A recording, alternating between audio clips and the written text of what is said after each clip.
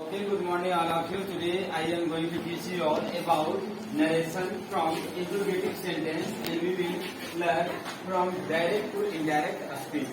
How to change interrogative sentence from direct to indirect narration. There are some points, if you know, you can change easily. Keep in point. सबसे पहले क्या है, मुझे कुछ points रखने होंगे. Set to इसका टू आस्क. यदि आपके पास सिंस टू आते हैं तो ट्रांसफर हो जाएगा आस्क में, क्योंकि यहाँ प्रश्न पूछा जाता है. हम लोग टर्न के स्थान पर आस्क अथवा आस्क का प्रयोग करेंगे. Will say to, will ask, हम लोग इसका यूज करेंगे. आइए सबसे पहले देखते हैं usage. This is very important. Usage, how to change from direct to indirect. He said to me, do you know me? Question mark. At first, everyone must read at once the complete sentence. He said to me, do you know me? जैसे ही आप पढ़ लेंगे तो आपको पता चलेगा कि sentence कौन सा है. यदि आपने क्वेश्चन मार्क देख लिया है, हेल्पिंग वर्ब पहले देख लिया है, तो ये सेंटेंस कम्प्लीटली इंट्रोगेटिव सेंटेंस से है. ये आपको कंफर्म हो लेना है. अब जैसे कंफर्म होगा तो हम लोग जान रहे हैं कि सेट टू के बदले हम लेने वाले हैं आस्क, क्योंकि हमारा कुछ पॉइंट्स आउट किया गया. तो ही आस्क्ड मी. ध्यान देंगे, जैसे ही आपके पास do, does, did, has, have, was, were, is, are, am इत्यादि आ जाए, इसको कनेक्ट करने के लिए जब डाइट लगाते तो डाइट का प्रयोग नहीं करके हम लोग इफ का प्रयोग करेंगे. इफ योर वेदर का. अब देखेंगे यू जो ऑब्जेक्टिव केस में है वो हमारा ऑब्जेक्ट जो है तो इधर से बनता है आई. नो का दूसरा आपका फॉर्म हो जाएगा न्यू. मी जो सब्जेक्ट से बदलता है ही, ये के बदले हमारा लिखेंगे him. This is the right answer in interrogative form from direct to indirect. We should go another example. एक अलग एग्जाम्पल पे हम लोग आगे बढ़ते हैं और देखते हैं, उसको समझने का प्रयास करेंगे. एक और एग्जाम्पल ले रहे हैं. They say to us, does she go? Very simple. देखेंगे जैसे ही आपने क्वेश्चन मार्क को देखा अथवा कुछ हेल्पिंग वर्ब को बाहर देखा, तो sentence belongs to interrogative sentence. Now we have to change. They say to means ask, ask, if, see, no change, go second form when. This is the right answer. एक minute. Say, this is in present tense. That's why tense will not be changed. This is the right answer.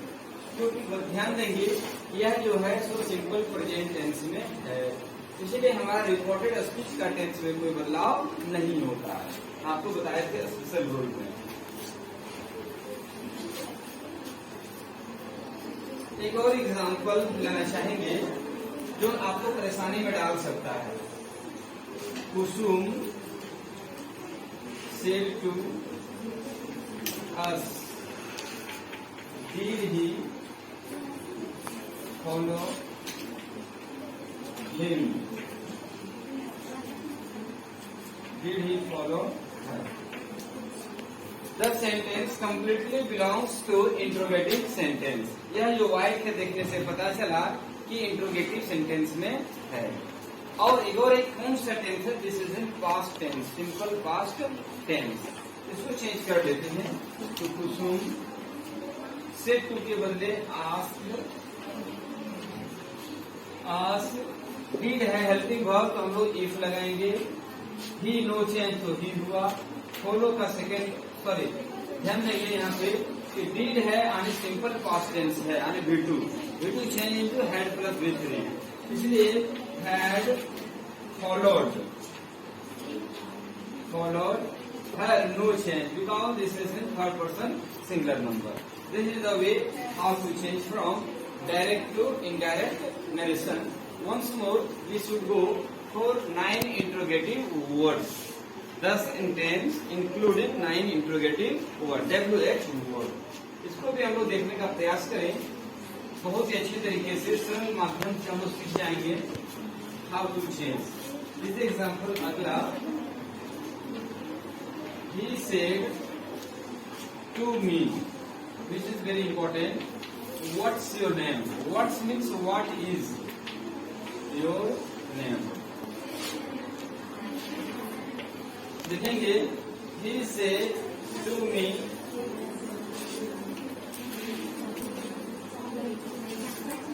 he said to me what is your name. यहाँ पे हम लोग देख लेते हैं एक नजर. what जो लिखा गया है वो WH वर्ड है, यानी हमारा 9 वर्ड फैमिली से लिया गया. इससे कंप्लीटली पता चलता है sentence is an interrogative sentence. Now you can change. देखिए ही के बदले हम ही रखेंगे, आस्क मी. और जो विल इफ लगा रहे थे अथवा वेदर उसको नहीं लगाएंगे, क्योंकि sentence is in interrogative with WH word. जब 9 WH वर्ड हमारे पास आ रहा हो तो हम नहीं लगाएंगे, क्योंकि ये कनेक्ट का भी काम करता है. व्हाट योर जो है हमारा जाएगा मी से. पॉसेसिव केस है तो मी ऑब्जेक्टिव केस है, इसका पॉसेसिव हो जाएगा माई. नेम. और आपने देखा था कि इज जो है कंटिन्यूअस पास्ट कंटिन्यूअस में बदल जाता है, इसलिए हो गया वाज. ये बहुत इंपॉर्टेंट है और बार बार पूछा जाता है इम्तिहान में. देख लेते हैं once again. He said to me what is your name. What's भी हो सकता है. He asked me what my name was. This is the right answer. Everyone should know how to change from direct to indirect narration, because this is a very important question for you. देख लेते हैं एक बार और कि गौर करेंगे. और जो है वो पॉसेसिव केस में है, मी जो है ऑब्जेक्टिव केस में है. तो मी का जो पॉसेसिव केस होगा माई, इसको हम लोग लिखने का प्रयास करते हैं. Next. Neha said how are you. Very simple. How are you. This is the way.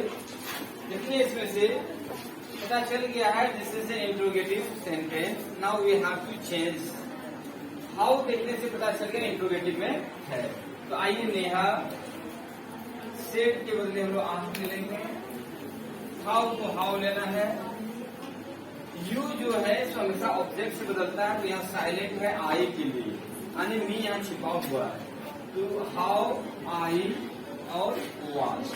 How I was. देखेंगे वाज कहाँ से आया कि प्रेजेंट कंटिन्यूअस पास्ट कंटिन्यूअस में बदलता है. तो आई के साथ हमारा क्या फॉलो होगा, वाज होगा. This is the 1 to more question.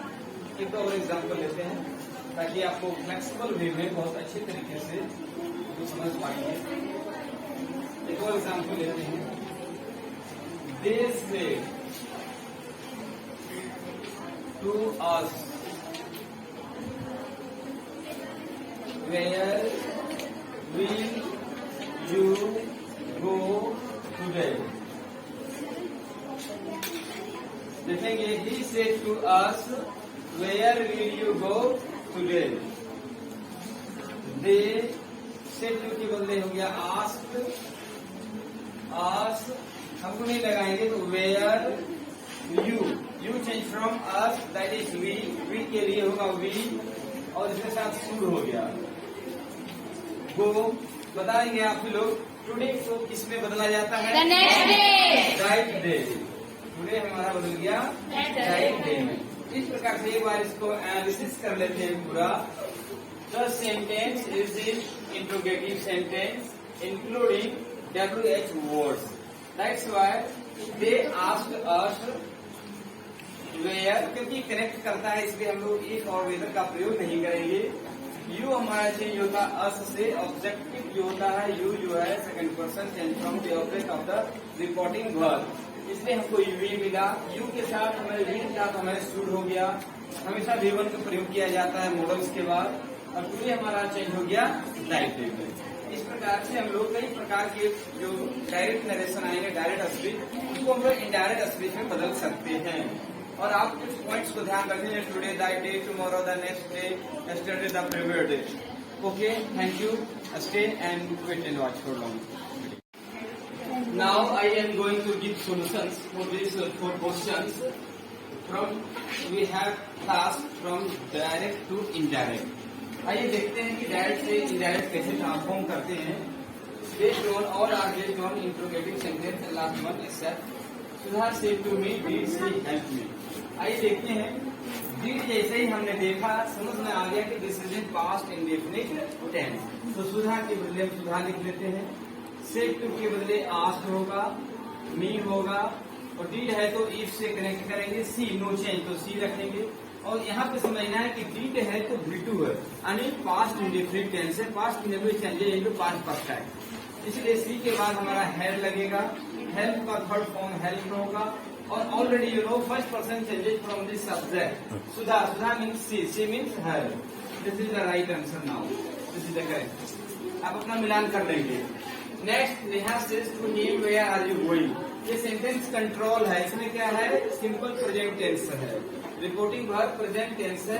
Reported speech के टेंस में कोई बदलाव नहीं होगा. आइए इसको सॉल्व करते हैं. नेहा सेज टू के बदले हम आस्क लेंगे, हिम लेंगे, वेयर लेंगे, इफ नहीं लेंगे इसलिए कि कनेक्ट कर रहा है.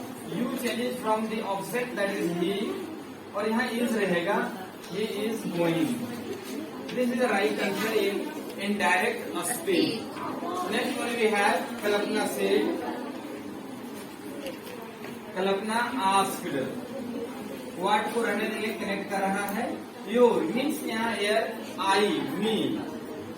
Kalpana is talking to me. That's why I hear your. Your means my name was. This is the right answer for indirect speech. Now we have left one more. Akash said man is mortal. This is universal truth. This come under universal truth. That's why we can't bring any changes. कोई बदलाव नहीं ला सकते हैं क्योंकि त्रिकाल set है. तो हमारा set होगा. जस्ट सिर्फ we have to add that. सिर्फ हम लोग सिर्फ दैट का प्रयोग करेंगे और डायरेक्ट कॉपी करेंगे. Man is mortal. क्योंकि ये त्रिकाल यूनिवर्सल ट्रूथ में man is mortal. We can't bring any changes more. Thank you. This is the way how to solve. Thank you.